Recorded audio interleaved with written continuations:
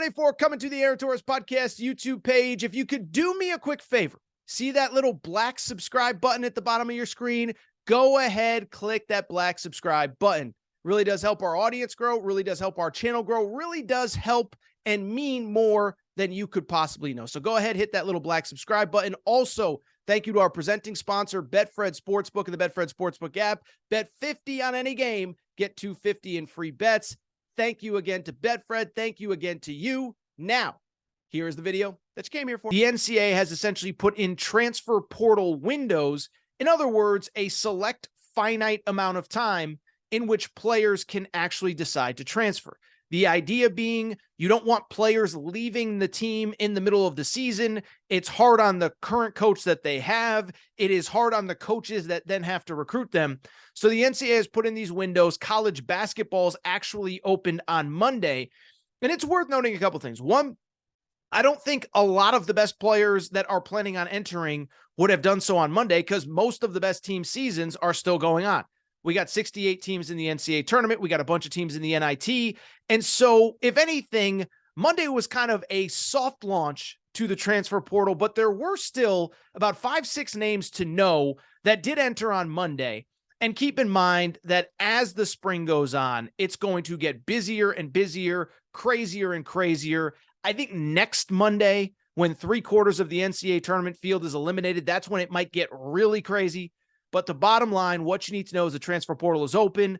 And what I want to do now is give you 4 or 5 names that you need to know, because this is college sports free agency. And this is very much going to shape what the college basketball landscape looks like next season when you tune back in.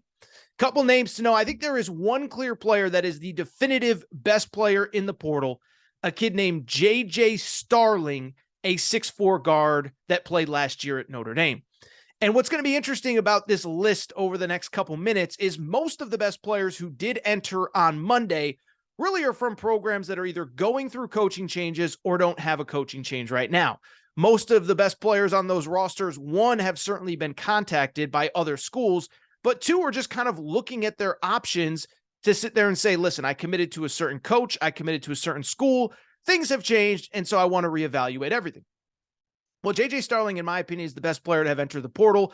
6'4" guard. He is from upstate New York, just finished his freshman year at Notre Dame, and really was a very highly coveted player coming out of high school.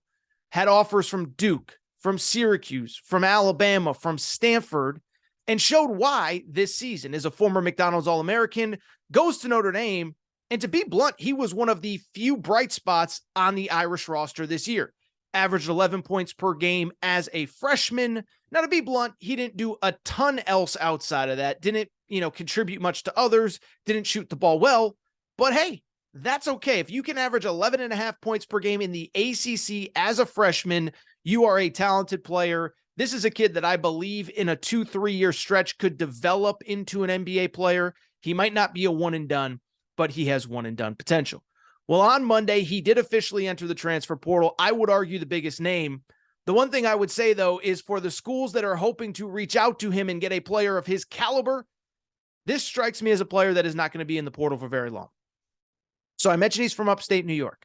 I mentioned among the schools that offered him scholarships was Duke, was Stanford, was Alabama, and there was one that happens to be in upstate New York, that is Syracuse. And all reports seem to indicate that although he did enter the portal, and although in theory nobody is supposed to contact him until he does, it is all but a done deal that he will commit to Syracuse. We'll obviously react to that when it happens, but let me just say this. Isn't this kind of what I've been saying for the last 5 years about Jim Boeheim? Listen, I don't want to push a 78-year-old man out the door, a coaching legend, but I've said for years, I've said Syracuse has so much untapped potential, but nobody wants to go play there for a 78-year-old coach who they don't know if he'll be back, who wants to play his own, who is stubborn in what he does. I have said for years, I believe he is holding back the program. And so I don't know if Adrian Autry, Red Autry, the new head coach at Syracuse, is going to be the right guy, the perfect fit, a future Hall of Famer. But I've always felt like get some new blood in there and you're going to be able to get players there, because Syracuse is a unique school with a unique fan base, a unique home court advantage in the ACC. And I believe you're going to get players. And so it appears as though this is probably going to be the first big commitment of the Red Autry era. Again, when it happens, we will discuss, but this feels like the kind of player that Syracuse has not been getting over the course of the last 5, 6, 7 years. And it feels like the type of player that might not have gone had Jim Boeheim stayed head coach. So we'll keep you updated on him. JJ Starling, 6'4" guard, 11.5 points per game for Notre Dame this year. I think he's really good, and I think this is a great building block for Syracuse if he commits. Second player that you need to know is another guy that, frankly, might not be in the portal for very long. That's a kid by the name of Skyy Clark. And I think if you listen to this show, that name probably sounds familiar. 5-star guard coming out of high school, has really kind of been in the spotlight since he was like a freshman or sophomore in high school, and early in his high school career actually committed to Kentucky. Then he gets hurt during his high school career. Kentucky brings in some other guards, most notably Cason Wallace in his class, Shaedon Sharpe, who obviously never ended up playing at Kentucky. Sorry, Kentucky fans. I know you don't want to hear that name. But Skyy Clark ends up decommitting and going to Illinois. Unfortunately, it does not work out at Illinois. Now, he had an okay freshman season. He averaged about 7.5 points per game in limited action. He averaged on top of that, 2.5 assists, nothing special, 4 rebounds, but it just didn't click. It never felt like the perfect fit. He's not from the area. He was kind of scrambling after he decommitted from Kentucky. And so about late January, mid-January, Skyy Clark actually left the program. And on Monday, he did officially enter the transfer portal. Sunday, you started to hear rumblings that this would happen. Now, a couple things. One, I'm rooting for nothing but the best for this kid. Listen, I think this kid had a lot placed on his shoulders early. Being a Kentucky commit, you're always going to be a target in high school basketball. But then on top of that, to have a knee injury in high school, try to come back, you're not quite ready, you're not the same player. Listen, I was never a gifted high school athlete. I was never an elite high school athlete in any way, shape, or form. But at the same time, I can't imagine the pressure of being deemed one of the best players, trying to come back before you're healthy, not having it work out, going to college, not having it work out. So he's been away from kind of the college setting for the last 6 months. Hope whatever was going on, he figured it out.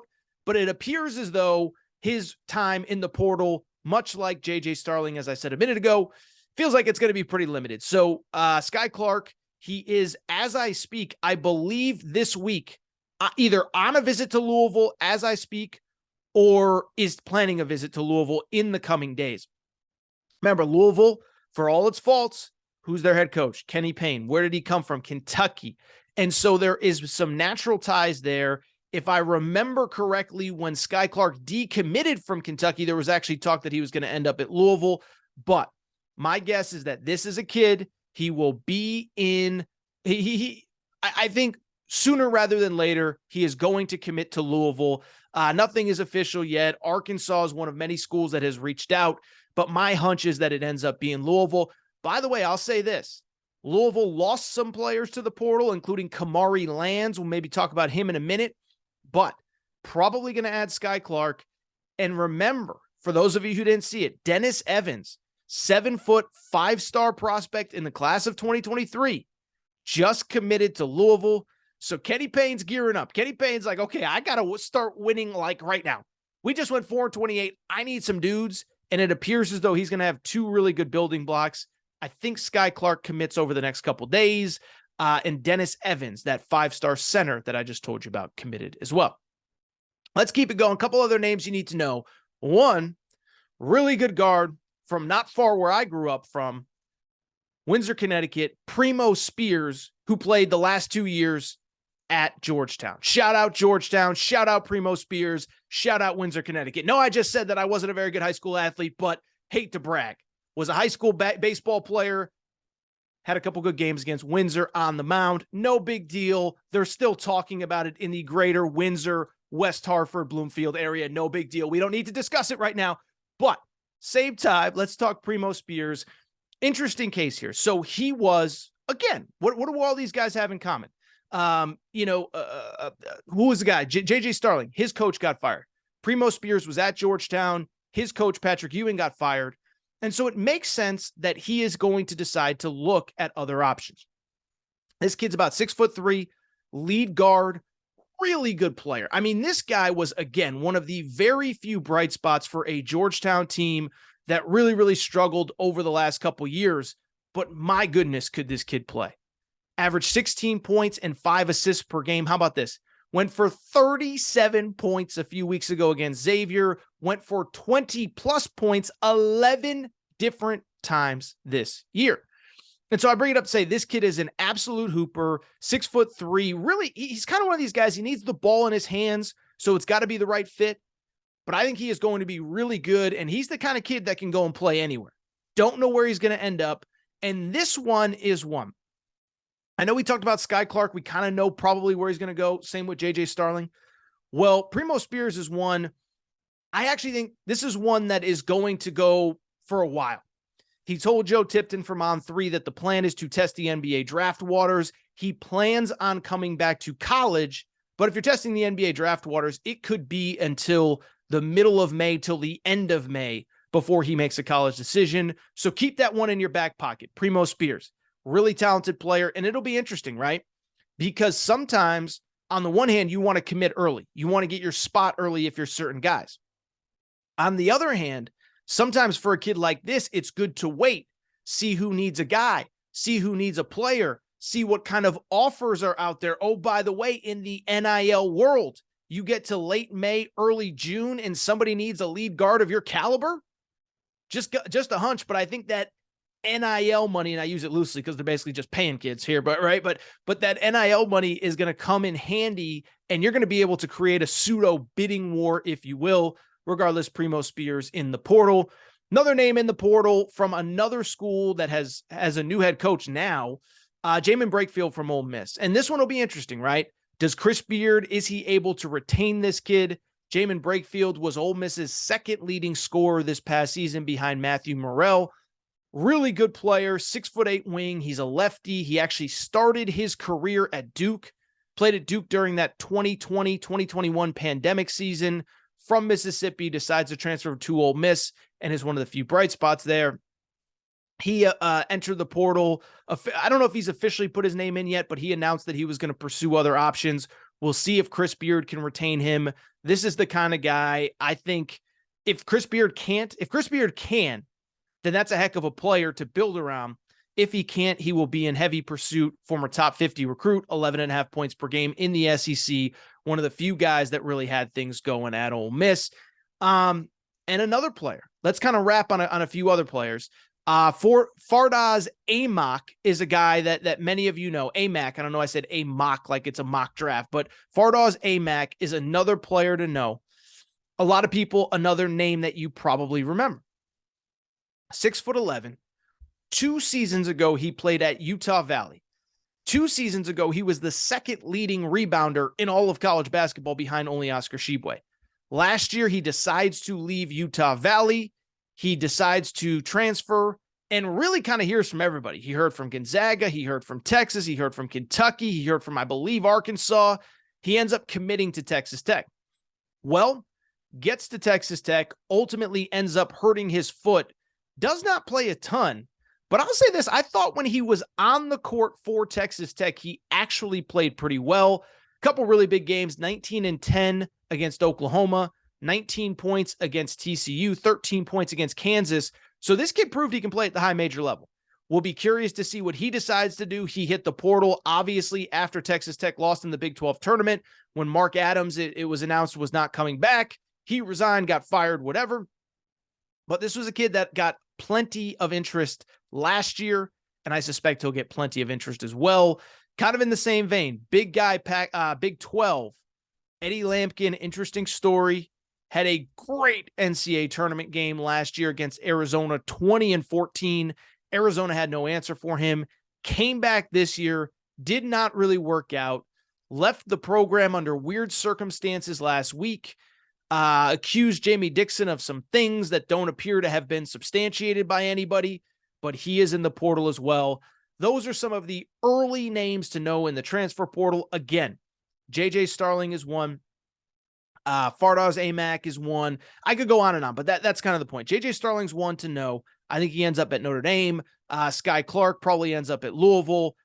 Primo Spears is one of the others to know as well.